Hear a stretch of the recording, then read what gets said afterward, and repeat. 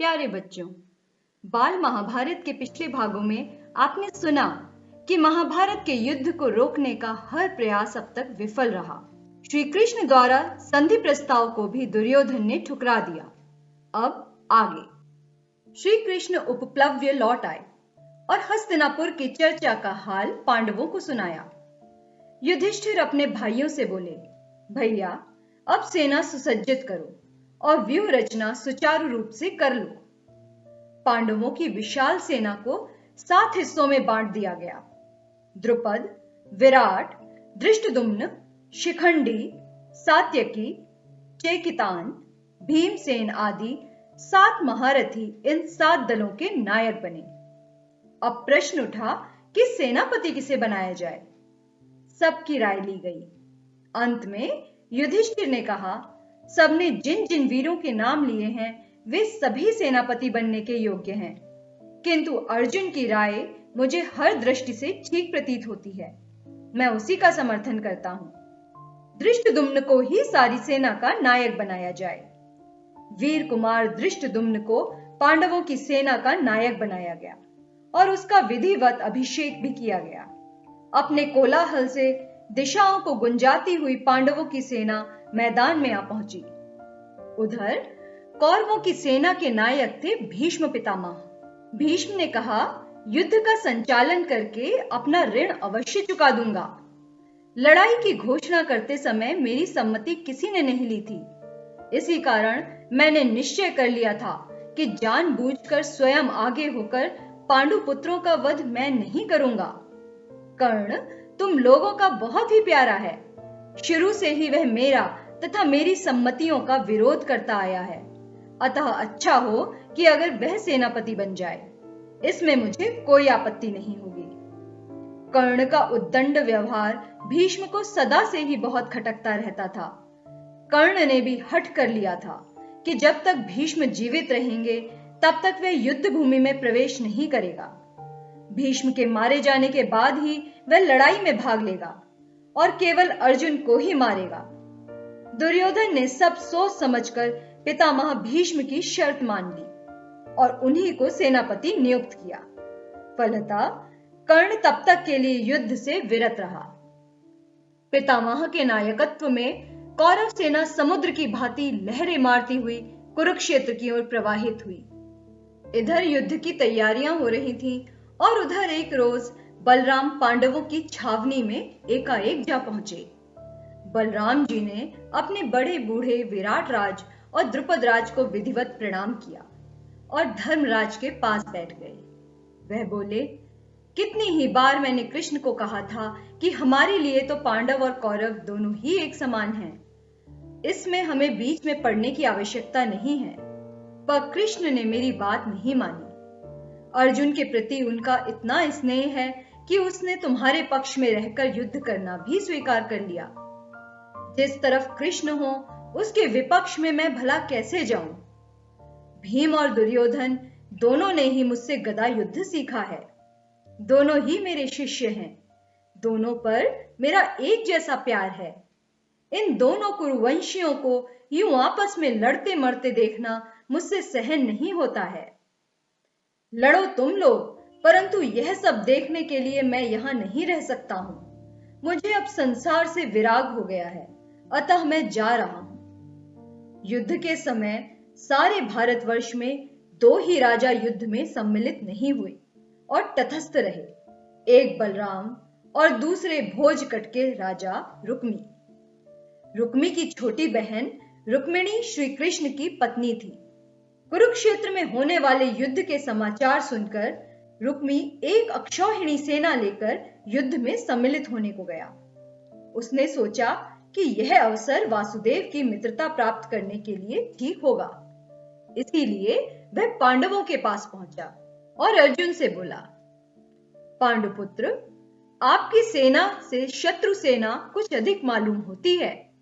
इसी कारण मैं आपकी सहायता करने आया हूं। यह सुनकर अर्जुन हंसते हुए रुक्मी से बोला, राजन, आप बिना शर्त के सहायता करना चाहते हैं तो आपका स्वागत है, नहीं तो आपकी जैसी इच्छा। यह सुनकर रुक्मी बड़ा क्रुद्ध हुआ और अपनी सेना लेकर दुर्योधन के पास चला गया। रुक्मी ने दुर्योधन से कहा, पांडव मेरी मदद नहीं चाहते हैं, इस कारण मैं आपकी सहायता हेतु आया हूं। पांडवों ने जिसकी सहायता स्वीकार नहीं की, हमें उसकी सहायता स्वीकार करने की जरूरत नहीं है। यह कहकर दुर्योधन ने भी रुक्मी की सहायता ठुकरा दी। बेचारा रुक्मी दोनों तरफ से अपमानित होकर भोजकट वापस लौट गया। रुक्मी कर्तव्य से प्रेरित होकर नहीं, बल्कि अपनी प्रतिष्ठा बढ़ाने के उद्देश्य से कुरुक्षेत्र गया और अपमानित हुआ। कुरुक्षेत्र के मैदान में दोनों तरफ की सेनाएं लड़ने को तैयार खड़ी थी। उन दिनों की रीति के अनुसार दोनों पक्ष के वीरों ने युद्ध नीति पर चलने की प्रतिज्ञाएं ली। कौरवों की सेना की व्यूह रचना देखकर युधिष्ठिर ने अर्जुन को आज्ञा दी, एक जगह सब वीरों को इकट्ठे रहकर लड़ना होगा, अतः सेना को सूचिमुख सुई की नोक के समान व्यूह में सज्जित करो। इस प्रकार दोनों पक्षों की सेनाओं की व्यूह रचना हो गई।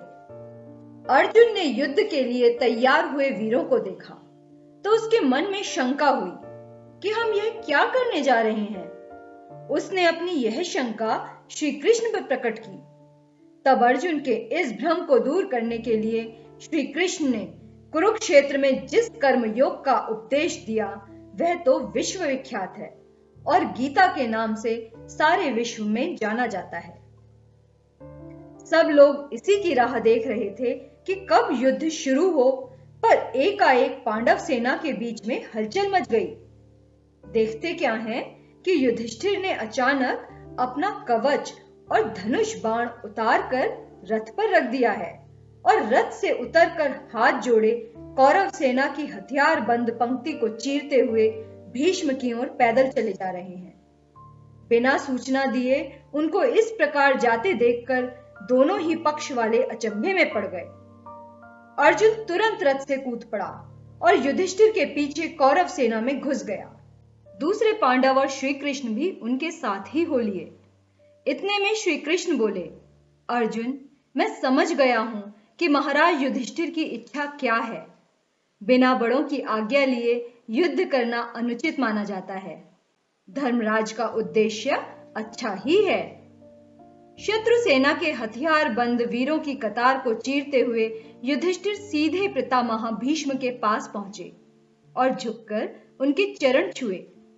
फिर बोले, पितामह, हमने आपके साथ लड़ने का दुस्साहस कर ही लिया।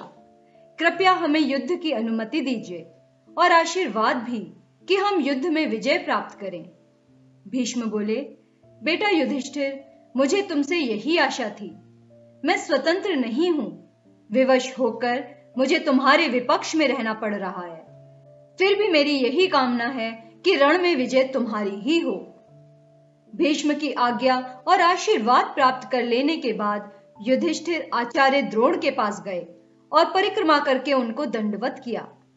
आचार्य ने आशीर्वाद देते हुए कहा, मैं भी कौरवों के अधीन हूं, उनका साथ देने को विवश हूं।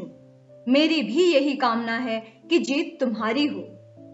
आचार्य द्रोण से आशीष लेकर धर्मराज ने आचार्य कृप एवं मद्र राज्य शल्य के पास जाकर उनके भी आशीर्वाद प्राप्त किए और सेना में लौट आए। युद्ध शुरू हुआ तो पहले बड़े योद्धाओं में द्वंद्व होने लगा। बराबर की ताकत वाले एक ही जैसे हथियार लेकर दो दो की जोड़ी में लड़ने लगे। अर्जुन के साथ भीष्म, सात्यकी के साथ कृतवर्मा और अभिमन्यु बृहत्तपाल के साथ भिड़ गए। भीमसेन दुर्योधन से जा भिड़ा। युधिष्ठिर शल्य के साथ लड़ने लगे। धृष्टद्युम्न ने आचार्य द्रोण पर सारी शक्ति लगाकर हमला बोल दिया और इसी प्रकार प्रत्येक वीर युद्ध धर्म का पालन करता हुआ द्वंद्व करने लगा। भीष्म के नेतृत्व में कौरव वीरों ने 10 दिन तक युद्ध किया। 10 दिन के बाद भीष्म आहत हुए और द्रोणाचार्य सेनापति नियुक्त किए गए। द्रोणाचार्य भी जब खेत रहे तो कर्ण को सेनापतित्व ग्रहण करना पड़ा। 17वें दिन की लड़ाई में कर्ण का भी स्वर्गवास हो गया। इसके बाद शल्य ने कौरवों का सेनापति बनकर सेना का संचालन किया। इस प्रकार महाभारत का युद्ध कुल 18 दिन तक चला। अगले खंड में सुनेंगे युद्ध के पहले, दूसरे और तीसरे दिन का हाल।